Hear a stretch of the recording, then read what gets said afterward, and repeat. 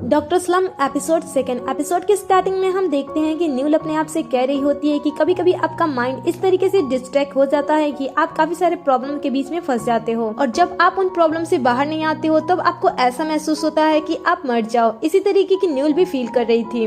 न्यूल अपने आप के लिए जितना कुछ भी कर रही थी उसका पूरा क्रेडिट उसे नहीं मिल रहा था, इसलिए वो धीरे धीरे डिप्रेशन में जा चुकी थी और डॉक्टर ने भी उसे कह दिया था कि वो डिप्रेस है। लेकिन न्यूल इन सारी बातों पे बिलीव नहीं करती है और वो घर वापस आ जाती है। घर वापस आने के बाद वो कहती है कि ये तो लाइफ का रेस है, इसमें किसी भी तरह तो हमें भागना ही होगा। जियोंग की भी हालत कुछ ऐसे ही खराब होती है। उस पे केस होने के बाद वो अपनी हर एक चीज हार जाता है, इसलिए वो रहने के लिए वापस से बुसान में आ जाता है। और यहाँ पे आने के बाद जियोंग कहीं और नहीं रहता है, वो न्यूल के टेरेस पे रहता है। और यहाँ पे न्यूल की मॉम ने न्यूल को नहीं बताया था कि अब से जियोन ऊपर वाले टेरेस पे रहने वाला है, तो जियोन के बारे में न्यूल को नहीं पता था। आगे जियोन टेरेस पे आने के बाद अपने सारे सामान को देखता है और वो सोचता है कि आखिर में इन सारी चीजों को कैसे एडजस्ट करूंगा। तभी उसकी मॉम उसके पास कॉल करती है। कॉल रिसीव करने के बाद वो अपनी मॉम से कहता है कि मॉम, आप अचानक से आज इतनी जल्दी कैसे उठ गई? क्या आपको मेरी चिंता हो रही थी? अगर आपको मेरी चिंता हो रही थी तो आप चिंता बिल्कुल भी मत करो, क्योंकि मैं बेकसूर हूँ और मुझ पे लगा हुआ ये केस बहुत ही जल्द हट जाएगा। तब उसकी मॉम उसे कहती है कि नहीं, ऐसी कोई बात नहीं है। मैंने तुम्हारे पास फोन इसलिए किया था कि तुम्हारे डैड अमेरिका के हार्ट एसोसिएट के एक मेंबर बनने वाले हैं और वो कोरिया के इकलौते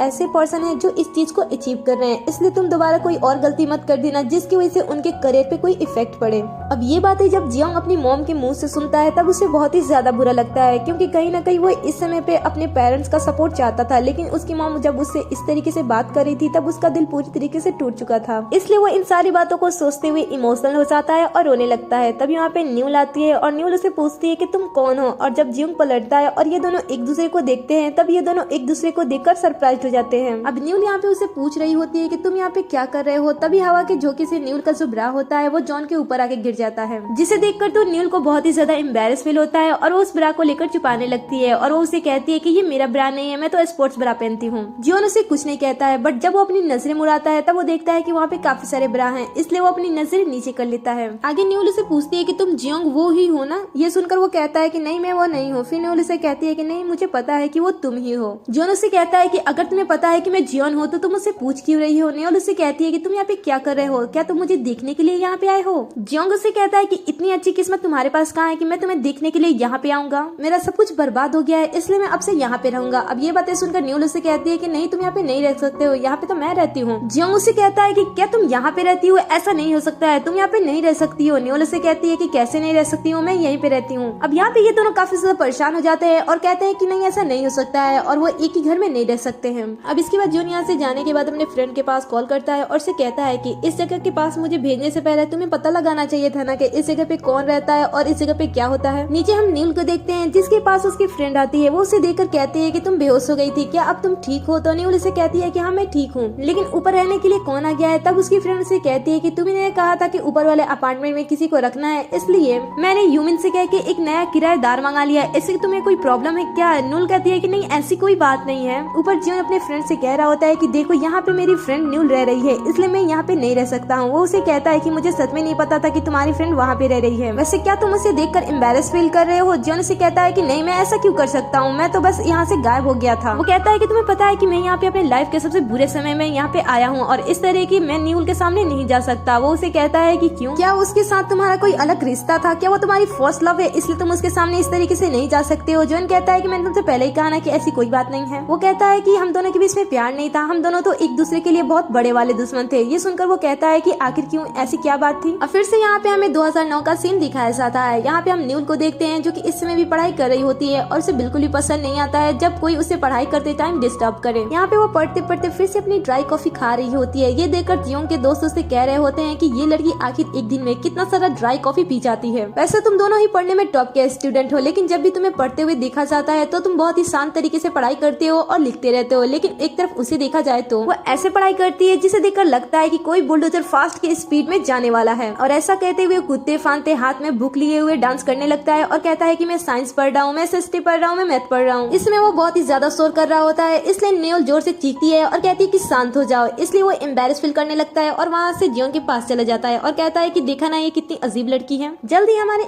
एग्जाम्स होने वाले हैं और जब भी मैं उसे ऐसे पढ़ाई करते हुए देखता हूँ मुझे तो लगता है कि वही क्लास में फर्स्ट आने वाली है। अब ये बातें सुनकर जियोन थोड़ा सा नर्वस होता है, जिसकी वजह से उसके पैर कांपने लगते हैं। ये देखकर उसके फ्रेंड उससे पूछते हैं कि क्या तुम डर रहे हो? तब जियोन बात को छुपाते हुए कहता है कि नहीं, आखिर मैं क्यों डर रहा हूँ। इसके बाद वो अपने नेल्स को कट करने लगता है। तब उसके फ्रेंड उससे पूछते हैं कि तुम पक्का डर रहे हो, इसलिए तुम इस तरीके की हरकत कर रहे हो? जियोन कहता है कि नहीं, ऐसी कोई बात नहीं है, बस मुझे कट करने का मन कर रहा था इसलिए मैं कट कर रहा हूँ। अब जियोन काफी ज्यादा नर्वस हो गया था, इसलिए उठकर वहाँ से जाने लगता है और देखता है कि न्यूल पढ़ रही है, इसलिए वो कहता है कि मुझे ही पढ़ना होगा और मुझे ही फर्स्ट आना होगा। अब इसके बाद स्कूल के स्टूडेंट के बीच में ये बेट लग जाती है कि इस बार के मिड टर्म एग्जाम में न्यूल या फिर जियोन, आखिर इन दोनों में से कौन फर्स्ट आएगा। अब यहाँ पे जो हाफ स्टूडेंट होते हैं वो न्यूल को सपोर्ट करते हैं और वहीं हाफ के जो स्टूडेंट होते हैं वो जियोन को सपोर्ट करते हैं। अब आगे आने पे जियोन जब ये सारी चीजें देखता है बेट वाली, तब वो और भी ज्यादा नर्वस होने लगता है और वो सीढ़ियों से नीचे उतरने लगता है। तब उसके फ्रेंड उसे कह रहे होते हैं कि तुम चिंता मत करो, तुम एग्जाम में फर्स्ट करोगे। अब आगे हम देखते हैं कि एग्जाम हो जाते हैं और टीचर रिजल्ट बांटने के लिए क्लास में आते हैं। यहाँ पे वो एक एक करके सभी स्टूडेंट्स को उनका रिजल्ट दे रहे होते हैं।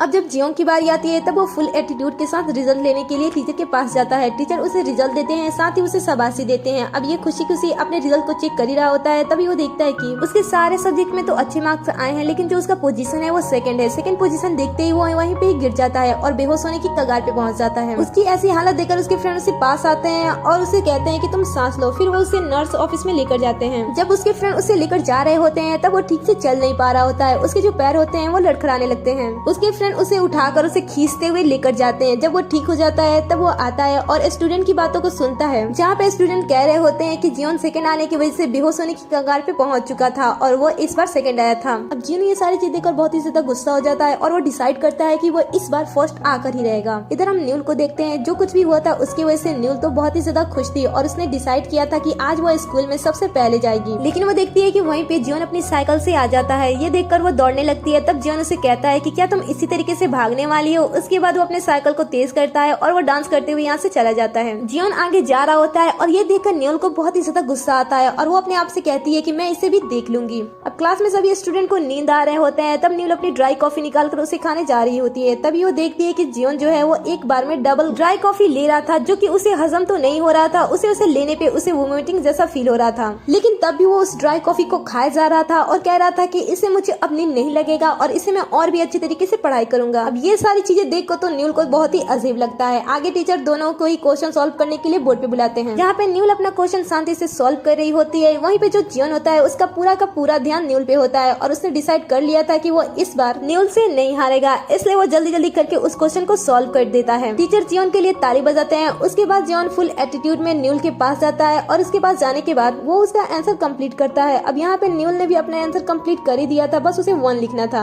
लेकिन वो जो 1 था वो जियोन लिखता है और वो 1 को बहुत ही बड़ा लिखता है। फिर वो स्माइल देते हुए न्यूल के पास से निकल जाता है। अब जियोन को इस तरीके से स्माइल पास करते हुए न्यूल को बहुत ही ज्यादा गुस्सा आता है और वो पीछे मुड़ते हुए गुस्से से जियोन को देखती है। प्रेजेंट में आ जाता है। यहाँ पे न्यूल भी अपने फ्रेंड से ये सारी बातें बता रही होती है और कहती है कि बस यही हमारी कहानी थी। उसकी फ्रेंड उसे कह रही होती है कि आगे कहानी में और भी कुछ होगा ना, और भी मुझे कुछ बताओ ना। तब न्यूल उसे कहती है कि बस इसके आगे कुछ नहीं था। तब उसकी फ्रेंड उसे कह रही थी, मुझे ऐसा लगता है कि वो तुम्हारा फर्स्ट लव है, इसलिए तुम उसके बारे में ज्यादा बात करना नहीं चाहती हो। न्यूल कहती है कि नहीं, ऐसी कोई बात नहीं है, बल्कि मैं परेशान हूँ और मैं डिप्रेशन में जा चुकी हूँ। ये सुनकर उसकी फ्रेंड इसका मजाक उड़ाती है और कहती है कि ऐसा नहीं हो सकता है। उसकी फ्रेंड को ऐसा लग रहा था कि शायद न्यूल बात को बदलने के लिए और अपने फर्स्ट लव की कहानी को छुपाने के लिए इस तरीके की बातें कर रही है। लेकिन जियोन उसे बता रही थी कि इस समय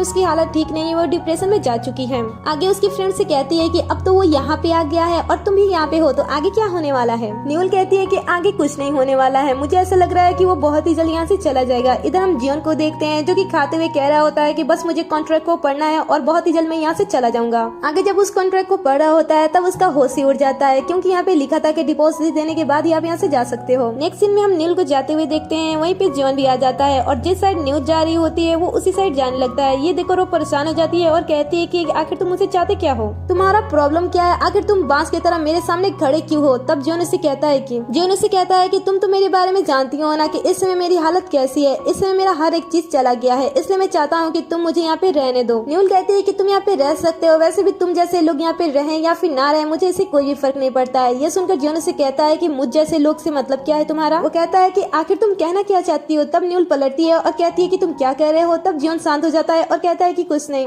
वो कहता है कि क्या तुम्हें पता है कि मेरे ऊपर 3.7 बिलियन का कर्ज है। ये सुनकर न्यूल थोड़ी सी सरप्राइज हो जाती है और वो जियोन के पास आकर कहती है कि क्या तुम्हारे ऊपर 3.7 बिलियन का कर्ज है? पर कैसे? वो कहता है कि मेरे ऊपर इतना बड़ा कर्ज था कि मैंने अपना घर, अपना कार, अपना क्लिनिक, हर एक चीज बेच दिया। इधर नील को जमाई आ रही थी, इसलिए वो उसे देखकर कहता है कि मैं यहाँ पे अपनी सैड स्टोरी बता रहा हूँ और तुम्हें नींद आ रही है। वो कहती है कि सॉरी, मुझे माफ करना, बट मैं तो ऐसे ही हूँ। वैसे तुम यहाँ पे रहो, लेकिन जल्दी यहाँ से चले जाना। तभी वहाँ पे उसके अंकल आ जाते हैं और न्यूल यहाँ से चली जाती है। यहाँ पे उसके अंकल उसे पूछ रहे होते हैं कि तुम यहाँ पे क्या कर रहे हो और तुम उससे क्या बातें कर रहे थे। तब जियोन उसे कह रहा था कि हम दोनों तो बस बातें कर रहे थे। वो कहता है कि मैं उसके साथ कुछ ऐसा वैसा नहीं कर रहा था। तब उसी के अंकल उसे कहते हैं कि तुम उसके साथ कुछ कर भी नहीं सकते हो, वो मेरी निसी है। ये कह के वो वहाँ से चले जाते हैं। जियोन को थोड़ा शौक लगता है। तभी यहाँ पे न्यूल का भाई भी आ जाता है। वो उसे देखकर पूछता है कि तुम यहाँ पे क्या कर रहे हो। वो उसे कहता है कि वो कितने अजीब के पर्सन थे। ये सुनकर न्यूल का भाई उसे कहता है कि वो मेरे अंकल है। ये सुनते ही जियोन कहता है कि मुझे सोने के लिए जाना है, और इतना कहते हुए वो वहाँ से निकल जाता है। आगे जाने के बाद वो कहता है कि हर तरफ न्यूल के अंकल, भाई, मदर, हर तरफ उसके परिवार वाले ही हैं और चारों तरफ घिरे हुए हैं। वैसे अच्छा ये कि वो अपने परिवार के साथ ही रहती है। और इतना कहते हुए वो सोने के लिए चला जाता है। नीचे न्यूल का भाई अपनी मॉम से कह रहा होता है कि मॉम, जो ये लड़का रहने के लिए आया उसे देखकर मुझे ऐसा लग रहा है कि मैंने उसे कहीं पे देखा है। आगे उसकी मॉम उसे बताती है कि वो एक डॉक्टर है। तब वो कहता है कि अगर ऐसी बात है तब मैं उसे नहीं जानता हूँ। वैसे क्या वो अकेला रहता है? उसके जाने के बाद मैंने किसी और को भी छत पे जाते हुए देखा। तब उसकी मॉम उसे कहती है कि पता नहीं, वो तो अकेला ही रहता है। अब आगे हम एक पर्सन को देखते हैं जो कि जियोंग पे हमेशा ही नजर रख रहा है। जियोंग जहाँ पे भी जाता है वो पर्सन हर जगह उसका पीछा करता है। यहाँ पे जियोंग सोने की कोशिश कर रहा होता है और वो कह रहा होता है कि मैं बहुत ही जल्द इन सारी चीजों से बाहर निकल जाऊंगा। और जैसे वो लाइट ऑफ करके सोने जाता है तभी वो देखता है कि कोई बाहर है, इसलिए वो तभी चेक करने के लिए बाहर आता है। लेकिन जब वो बाहर आता है तब उसे बाहर कोई भी नहीं दिखता है। इसके बाद वो जाकर सो जाता है। जब वो सोता है तब उसके सपने में खराब यादें आने लगती हैं, और ये वही यादें होते हैं जो उसके ऑपरेशन से जुड़ी होती हैं। वो ब्लड, वो उस लड़की का मरना, ये सारी चीजें उसे याद आने लगती हैं। और ये सारी चीजें देखते देखते वो अचानक से जग जाता है। इस समय वो काफी ज्यादा सहमा सा होता है और उसके पसीने भी छूट गए होते हैं। इसलिए वो सुबह में जल्दी उठकर वॉक के लिए चला जाता है ताकि वो रिलैक्स महसूस करे। आगे हम न्यूल को देखते हैं जो कि अपने बालों को बिना सुखाए ही ऑफिस जा रही होती है। उसके अंकल उसे ऐसे देखकर उसे कहते हैं कि पहले अपने बालों को तो सुखा लो। तब न्यूल उसे कहती है कि नहीं कर सकती हूँ, क्योंकि मैं बहुत ही ज्यादा लेट हो चुकी हूँ। अब जियोन भी ये सारी चीजें देख रहा होता है और वो कह रहा होता है कि ये अपनी लाइफ में बिजी है और अपने काम के लिए भाग रही है। और वैसे ही अंकल कपड़े को झाड़ते हैं जिसका पानी उसके आंख में लग जाता है। अब आगे अंकल आते हैं और वो जियोन से पूछते हैं कि क्या तुम ठीक हो, क्या तुम्हें कुछ हुआ है? तब जियोन कहता है कि नहीं आप रहने दो, और वो सॉरी कहते हुए वहाँ से चला जाता है। अब आगे जियोन दो औरत को लेकर आया होता है क्योंकि उसे अब यहाँ पे नहीं रहना होता है। वो औरत उसके बारे में पूछ रही होती है कि तुम कौन हो, क्या तुम टीचर हो या फिर कुछ और हो? तभी दूसरी औरत कहती है कि ये एक प्लास्टिक सर्जन है, और वो फोन पे जियोन के बारे में हर एक इन्फॉर्मेशन ला देती है। और उसके बाद जब इन्हें पता चलता है कि जियोन के ऊपर इस तरीके का केस हुआ है, तब वो जियोन को रूम देने से या फिर उसके साथ किसी भी रिश्ता रखने से वहाँ से चले जाते हैं। अब आगे जियोन को हॉस्पिटल से कॉल आता है और उसे हॉस्पिटल में बुलाया जाता है। जब वो हॉस्पिटल में जाता है तब चारों तरफ लोग इसी के बारे में बात कर रहे होते हैं। और यहाँ पे आने के बाद जियोन को उसके ऑपरेशन के बारे में कुछ ऐसी बातें पता चलती है जिससे वो बहुत ही ज्यादा सरप्राइज हो जाता है। अब आगे के पार्ट्स देखने के लिए चैनल को सब्सक्राइब कर ले, साथ ही नोटिफिकेशन बिल को भी ऑन कर ले, जिससे कि आप हमारे हर एक वीडियो से अपडेट रहो।